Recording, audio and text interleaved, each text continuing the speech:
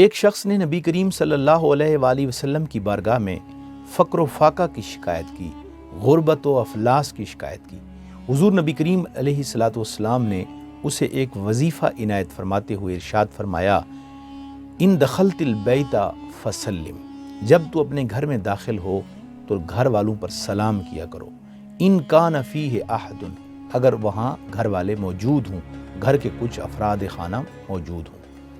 وَإِن لَمْ يَكُنْ فِيهِ أَحَدٌ، اگر تمہارے گھر میں کوئی شخص بھی نہ ہو، فَسَلِّمْ عَلَيَّ، تو مجھ پر درود پڑھا کرو، اور اس کے بعد پڑھو قُلْ هُوَ اللَّهُ أَحَدٌ اللَّهُ الصَّمَدُ لَمْ يَلِدْ وَلَمْ يُولَدْ وَلَمْ يَكُنْ لَهُ كُفُوًا أَحَدٌ مرتن واحدہ، ایک مرتبہ۔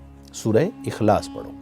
اللہ کریم تمہارے رزق میں برکات عطا فرمائے گا اور تمہیں ایسے مواقع سے رزق عطا کرے گا کہ تمہارا گمان بھی نہیں ہوگا۔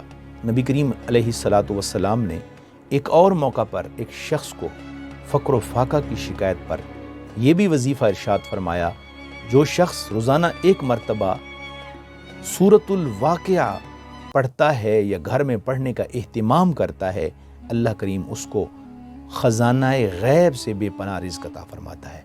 آئیے، اگر ہم مجبور ہیں، فقر و فاقہ میں مبتلا ہیں، غربت و افلاس کا شکار ہیں، تو ان دو وظائف کو باقاعدگی کے ساتھ پڑھیں۔ یقیناً اللہ تبارک و تعالی رزق دینے والا ہے۔